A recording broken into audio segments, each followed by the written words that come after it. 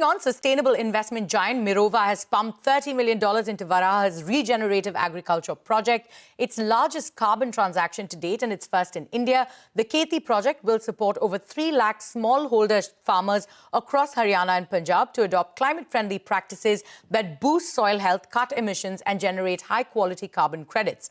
With strong digital monitoring and deep on-ground execution, this partnership aims to make India a major hub for high-integrity, nature-based climate solutions. Joining me now to discuss this further is Madhur Jain, the MD and CEO of Varaha.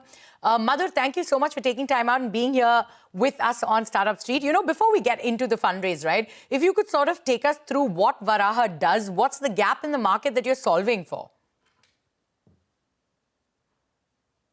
Madhur, I think you're on mute there. If you could just unmute yourself. Yeah, thank you for having me today on the show. So, I mean, like most activities that humans do, agriculture also leads to emissions which go out into the atmosphere. In fact, agriculture leads to almost quarter of the total global emissions that happen each year, right? Which means that agriculture is also contributing towards the overall climate change that we are witnessing at the moment in terms of rise in temperatures, erratic rainfall, etc. Now, this change in weather patterns actually affects the smallholder farmers the most. And these smallholder farmers are actually responsible for producing almost 35% of the total food production for humanity across the globe.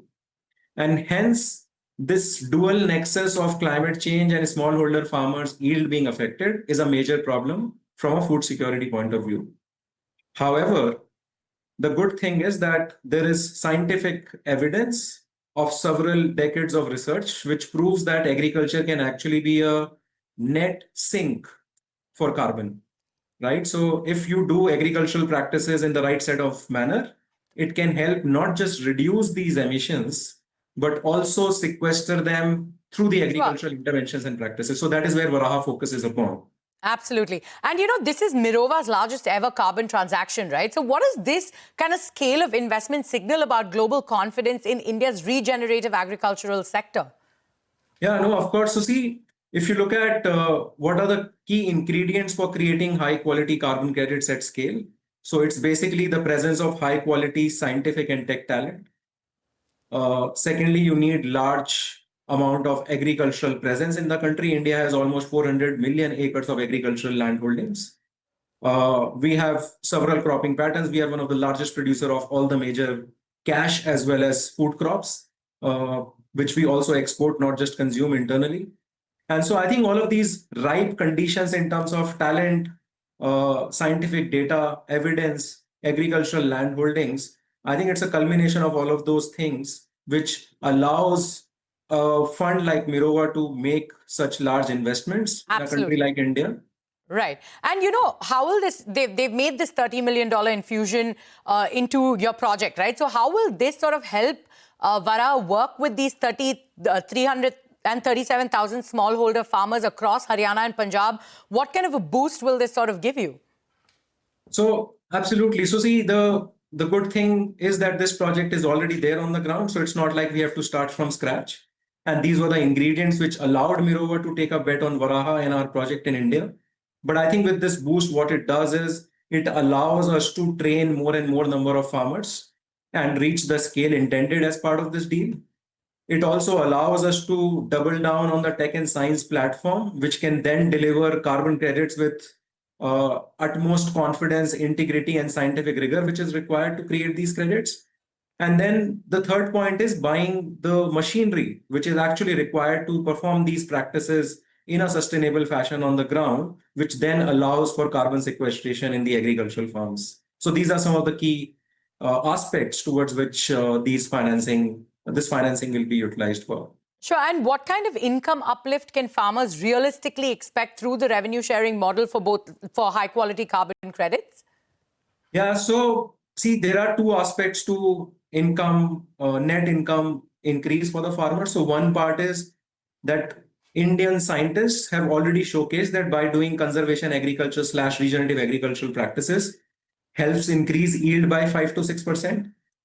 It allows for reduction in agricultural inputs, which is again 4 to 5%. So even without carbon credits, performing these practices over a period of 5 to 7 years leads to an increase of overall 12% increase. Now, because of carbon credits, there is a further net income increase for the farmers in the region for almost 6 to 8%. So overall, the net PNL for the farmer, because of increase in income from agricultural production, reduction in cost, and then carbon credit being added to it, on a net basis increases by almost 20%, which is significant when you count the number of farmers this project is going to impact over the coming few years. And the Kheti project is also expected to get CCB certification, right? So how does this help position India's carbon market on the global stage once this certification comes through? Yeah, so see, when you talk about carbon credit, the key angle which is being explored is just climate, right? That how much impact you are causing to the climate positively and then quantifying it. But once you also add the second C and B to it, which is community and biodiversity, it allows for climate plus plus impact for these corporates which are actually buying these carbon credits. So if the income upliftment is happening for the farmers through this project, plus the inclusion of women farmers provides an added benefit that these companies are able to provide through these investments. So that comes under the community umbrella. Plus, by adding regenerative agricultural component, it also allows for increasing the microbial health, which is a good indicator of the biodiversity increase in the region because of these practices. So by Absolutely. making these investment, you're able to account for several of these attributes as well, which makes India an ideal destination for these investments. Sure. All right. So India is the right destination for these kinds of investments. All right, Madhur, thank you so much for taking time out and being here with us on Startup Street. And we wish you all the best going forward. Thank you so much. Pleasure. Bye. Well, moving on.